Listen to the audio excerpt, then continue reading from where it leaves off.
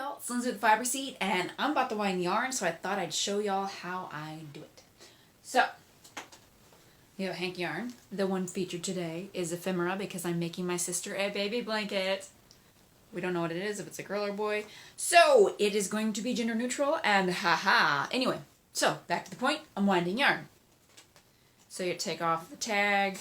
We have elastic, so it's pretty easy. Boom. Okay, so pop it like so. See, I put my finger in there, so I'm kind of keeping everything all straightened out. We have 3 ties on our yarn. Pop in the yarn to get all the yarn lined up like that. Anyway, so you pop the yarn. You make sure that you haven't like grabbed, we'll just do it so you can see it, a yarn like this and you're trying to pop it like that, because if you do that and you put it on your Swift, it will double back and sling your Swift around. You're going to get upset. Ask me how I know. Anyway, so what we do with our yarns is we have 1 tie that holds the 2 ends together and then 2 ties that keep it all straightened out for you. So to find the tie that is an end, you want to look on the loopy bit side of your ties to find it. And I haven't found it yet, which means this one right here. Ready? Okay, see this right here? This little doodad? Those are the ends crossing, and then we wove them through the hank to the knot. So this is where my ends are, okay?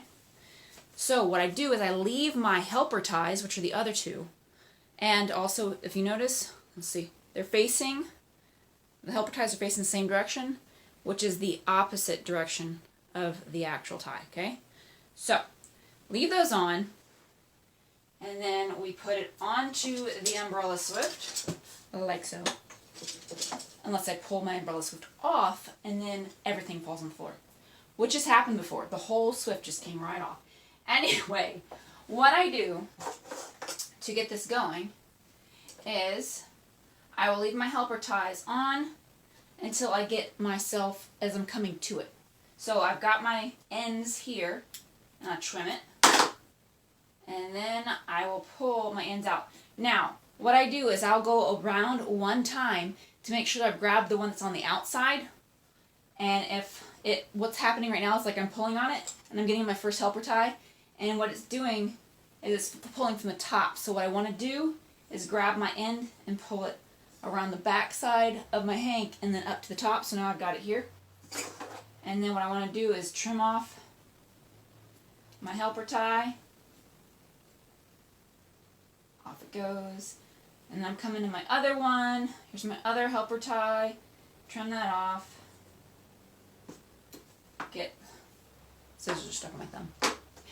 And then I'm pulling, and I'm back to the beginning. And at no time did I snag up my other end. So I haven't grabbed from the front, but I have not grabbed to where I'm going to snag the other side of the hank, and I haven't pulled my end through the hank. If you pull your end through your hank, you will have problems because it will be basically trying to wind off through itself, so you're going to get snags and snarls, and it's going to be a pain. I have also done this. Anyway, so now that I've done that, I can go put it on my Swift. This is a Swift, my ball winder that's over there that you cannot see, and I'll wind it up, and then it'll be fine. And I'll have a ball of yarn, and then I can start knitting, and I'll be so happy. Anyway, just want to share that with you guys. I hope you're having a wonderful weekend. If you're not watching this on the weekend, I hope that your weekend that comes up is awesome as well. Anyway, bye.